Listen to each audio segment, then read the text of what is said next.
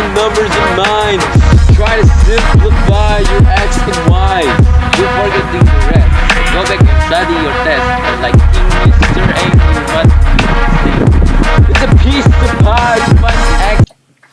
Hey guys, let's go over 1.6 using the quadratic formula and the discriminant. I have this introduction here. Warm up. Solve and graph each and then match each quadratic equation with the best method for solving it. So you might want to think of the method before it, and then you can go ahead and try to solve these. Press play when you want to see me go over these step by step.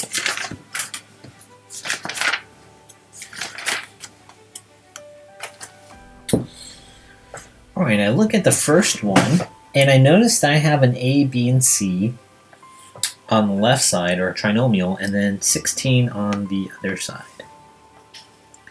Let's see if we can just factor the left side. So A times C is 9, and your B value is -6. My two numbers are -3 and -3. -3 times -3 is +9, -3 plus -3 is -6. We're splitting the middle term here, that's why I added x here. And when I put it in the box, it always goes in the bottom left, top right, always. X squared, and then the 9. The one without any x's goes in the bottom right, always. Take a greatest common factor this way, goes in x. Minus 3, x, minus 3.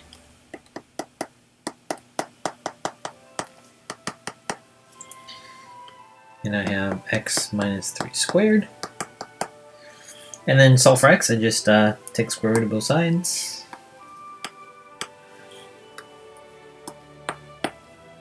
X minus 3 equals plus or minus 4. And then I add 3. X equals 3 plus or minus 4. So x equals 3 plus 4, which is 7, and 3 minus 4, which is -1. Okay, so what method did we use here? Well, for this one, we used A. That is completing the square. Now if you graph this,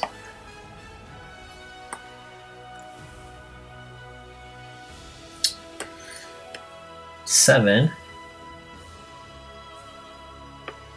-1. If you set the equation equal to 0 by subtracting 16 on both sides, you'll get this. 9 minus 16 is -7. The C value is, let's change colors here.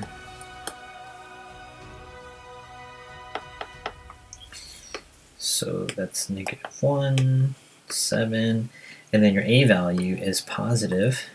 So that means smiley people, A value, that means opens up.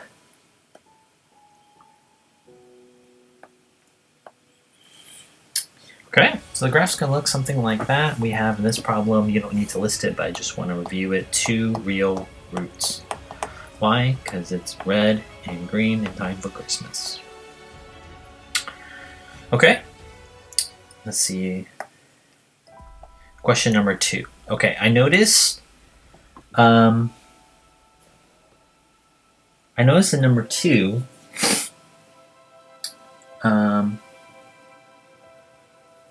well, take that back. This one we just did the square root method because I didn't have to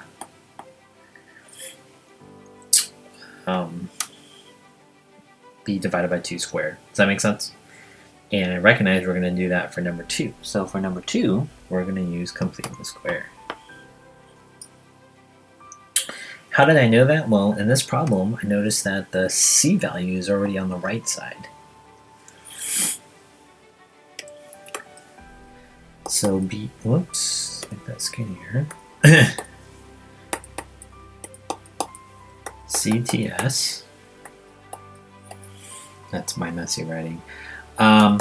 So a, b, so 2 over 2 squared, c equals 1. So it's going to go right here and right here. So I have x squared plus 2x. Jeez, that's really messy. So I'll be x plus 1, 7 plus 1. So if we factor this, A, B, C, B value is 2 when two numbers are 1 and 1. Split it. These always go in the bottom left, top right when I'm using this method called Xbox method of factoring. X squared, C value, which is 1, and you'll recognize the greatest common factor is X, 1, X, and 1, so that becomes X plus 1 squared equals 8. So this problem I did the CTS, completing the square. And let's just finish this up. Take the square root of both sides. There's a 2 in there. Cancel, cancel, cancel. X plus 1 equals. This is going to be radical 4 times radical 2. So square root of 4 is just going to be 2. Greater plus or minus. And then we're going to subtract 1, which goes to the left of the plus or minus.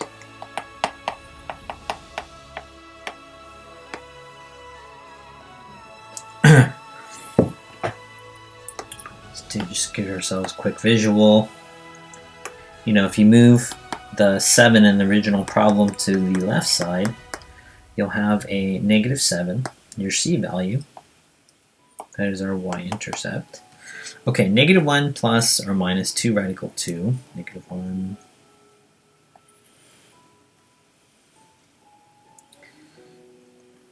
Negative 1 plus 2 radical 2. And then second entry or second enter, let's change that to a minus. Okay, 1.82 negative 3.82. 182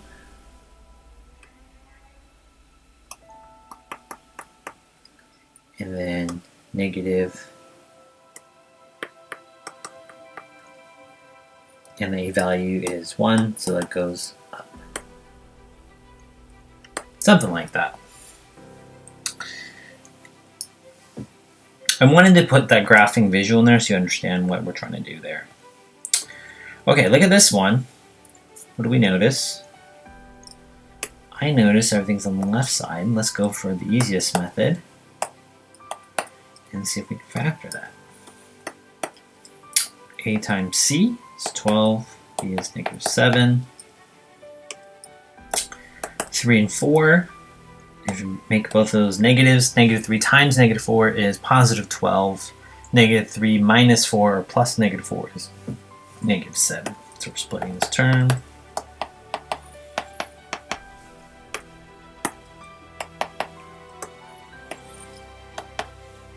Greatest common factor, X, negative 3, X, negative 4.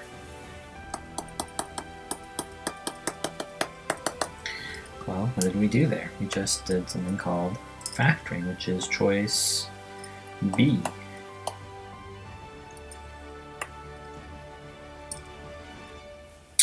Let's finish that one up. So they're both set binomials. I can now set it equal to 0 and get x equals 3, x equals 4.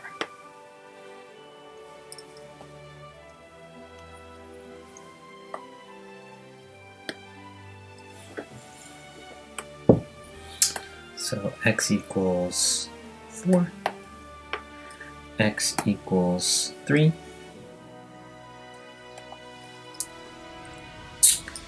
Okay, then the C value is plus 12. And you get something like this. Oops, missed.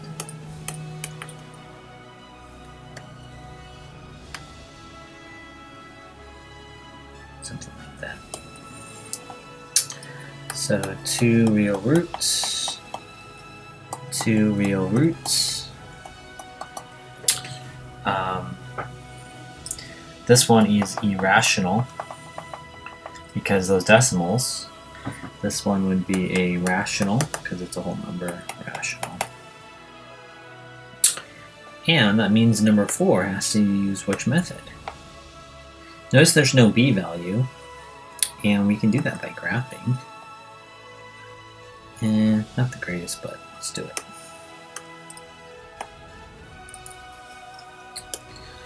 Okay, well, too big.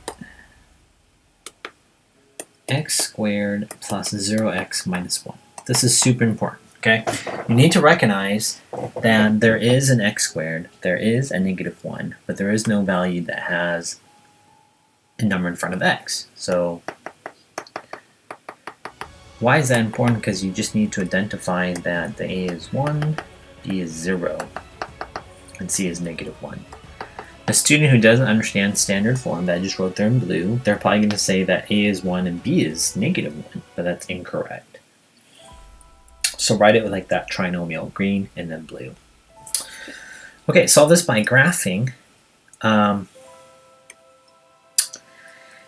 You would use the vertex,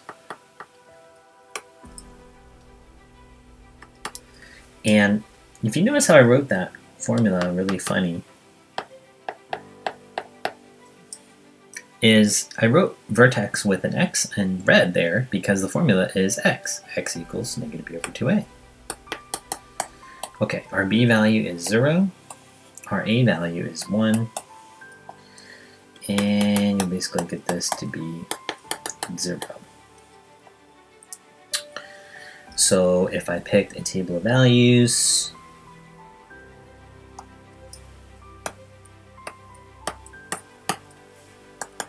the most important one is this one. Because from there I can pick other values going the other way. Does that make sense? And then if I substitute in 2, this will give me 3. So the order pair would be 2, 3.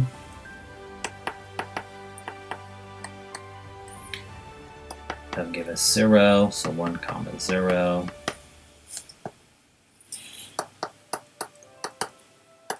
Zero squared is 0, 0 minus 1 is negative 1, so 0 comma negative 1. Negative 1 squared is 1, 1 minus 1 is 0, so negative 1 comma 0, and negative 2 minus 1 equals 0. Well, 4. Negative 2 is 4. 4 minus 1 is 3. Negative 2, 3.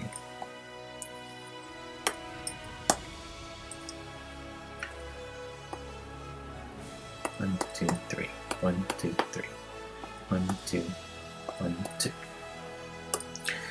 Write 2 up 3. Write 1, stay. Okay, I'm gonna put this in a different color because this is the vertex. 0, negative 1, negative 1, 0, and left 2 up 3.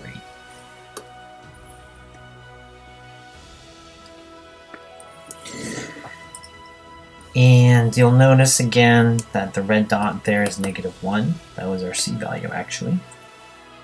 Could have also done that by transformations. So we did graphing, right? C. And you have the same thing here. Whoa, whoa, whoa.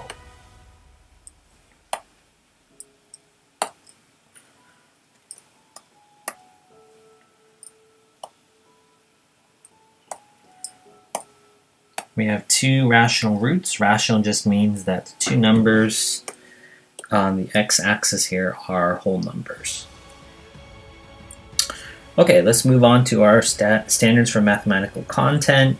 Students will be able to solve quadratic equations with real coefficients that have complex solutions.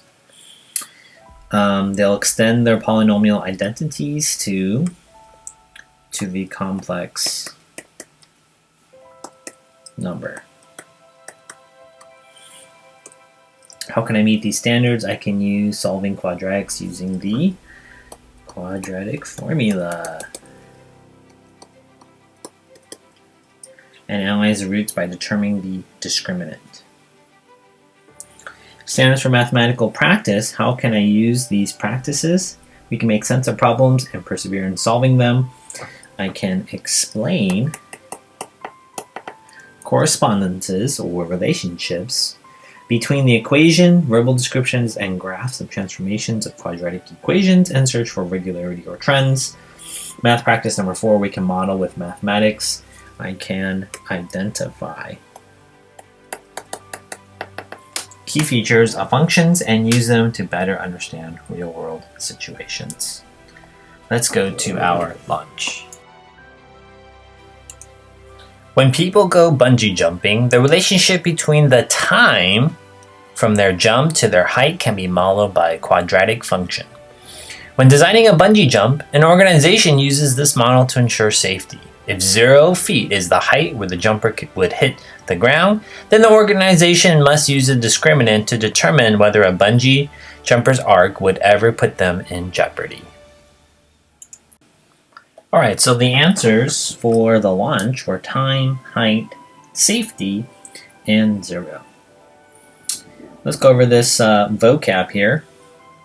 In the quadratic formula, the expression under that radical sign provides information about the roots of the quadratic equation. This thing is called the discriminant.